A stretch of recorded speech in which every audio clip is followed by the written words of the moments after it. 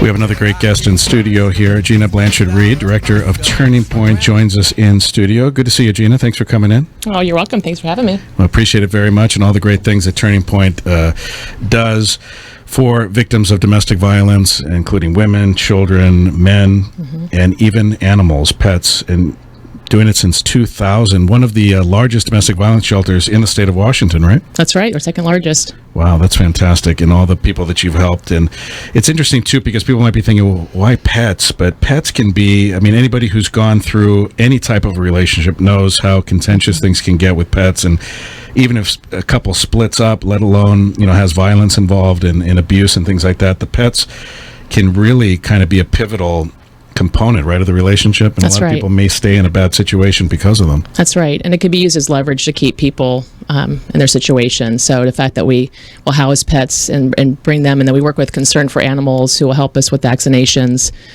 So yeah, it's a good setup. That's great. What's the average, typical stay look like for somebody using the service? Well, we usually allow up to 90 days, but a stay could be just a couple nights until they can find a place. But we start working with them right away to get them into some sort of housing. Usually the average stay is about 60 days. How long do you find, I don't know if you have stats on this, but how far into an abusive relationship are a lot of these people? Like, is it something where it just turned violent, or they have endured it for a long time before they seek out help? Do you know? I would say, just anecdotally, I would probably many, many years, because there's this cycle where they think things are going to get better, and then it kind of repeats itself. And so I see a lot of people, probably, even 20 and 30 years. We've had people come to us where it's been their whole adult life. And this is a very inviting facility. I mean, tell us a little bit about that. It looks like there's stuff for the kids. There's barbecue areas. There's outdoor furniture, pet kennels. Tell us a little bit about people would expect to come to Turning Pointe. Yeah, the back of our property butts up against the creek, so it's very peaceful. And the adult room has large windows, and we do have a covered patio area and two children's play areas for small kids and big kids. We also have a basketball court, and it's fully fenced, although we do need our fence repaired in the front. But it's ongoing needs, and that's kind of why I like to get the word out there, because there's always upkeep, as you can imagine, running a 60-bed shelter. Absolutely. And that's where Power the Purse comes in, too, right? That's coming up October 18th That's right. at the wonderful Little Creek Casino. Yes. Tell us about that. What does it cost? Details about it and how it's going to help out. Okay, I'd be happy to. Yeah. So first of all, you can get tickets at our website or calling our office at 360-426-1216. And the tickets are $65, which includes dinner and drinks. And then we also have a VIP hour for an additional $35. And that's where you can meet our speaker, our board. There will be special appetizers and drinks as well. And an opportunity to meet Chuck Cox, who's our speaker. I'd like to talk about him a little bit. Many people remember the Susan Powell case out of Puyallup about 10 years ago. She went missing from Utah. Her family's from Puyallup. Well, her father is going to be our speaker, and 2 years after her disappearance, her two boys were murdered by their father, Josh Powell. I hate to mention his name. But Chuck Cox agreed to be our speaker because he realizes that if Susan would have had a safety plan, she'd probably be alive today, as well as her two children. So he's in full support of the work that we do and wants to help us raise money so we can serve and continue to serve more people in our community and throughout the state, actually.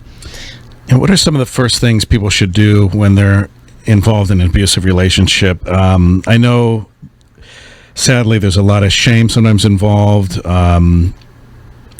My wife came from a former abusive relationship, and a lot of people do, unfortunately, and there's some degree of shame, right? You don't want to admit to friends or family that you're involved in this, and it's sadly there's like a stigma attached.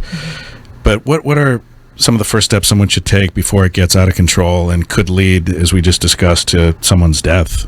Right. So, just speaking directly, if someone's listening right now, that it's not your fault. And I think that's where a lot of victims, that's the first thing, is they feel they own some of the abuse, or they've done something wrong. And I just, would like to say directly to them, it's not their fault. And they're not alone. Every story is different. Every person's story is different. So, we tend to think that a abused person looks a certain way or is from a certain class of people, but it really touches everybody. And And it's really important to make sure you make that safety plan, and to, when they call us, we're open 24 hours a day as far as our phones.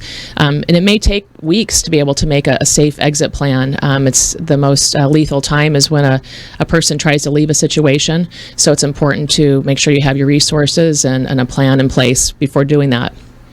I saw a woman in a store recently, and she had a smashed up cell phone. I kind of just caught on. I wasn't trying to eavesdrop it. I was right there behind her, and she was explaining how she had just split up with her boyfriend, who was getting more and more abusive, and he took the phone. It was her only means of communication, really, with anybody.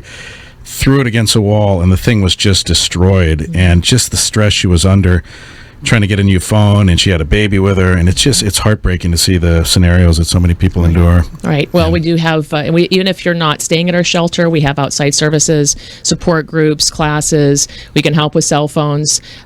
So there's legal work we do, helping with restraining orders, protection orders, divorce papers, with CPS and whatnot. So, and we do have bilingual advocates as well. So even if someone doesn't have the need to stay at our shelter, they can come for outside resources. That's fantastic. Well, keep up the great work, and I want everyone to please go out to Power the Purse. That's October 18th at the Little Creek Casino.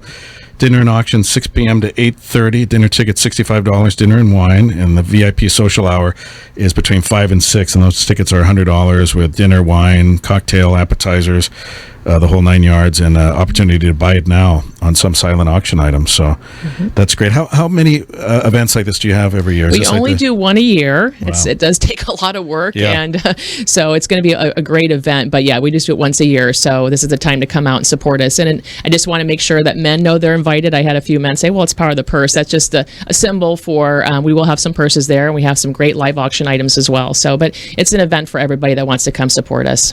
Well, that's fantastic. Well, definitely we have a lot of time to talk about this, so we'll talk it up and keep reminding folks of this important date and event. And we'll have it up on the video and the links on the website later this morning. So thanks for coming in, Gina. I appreciate it. Good seeing you. Thank you so much. Thank you. Gina Blanchard-Reed, Director of Turning Point. The website is turningpointe, POINTE.org, and the event is Power of the Purse, October 18th at the Little Creek Casino, starting at 6, or that VIP social hour if you join that at 5 o'clock. It's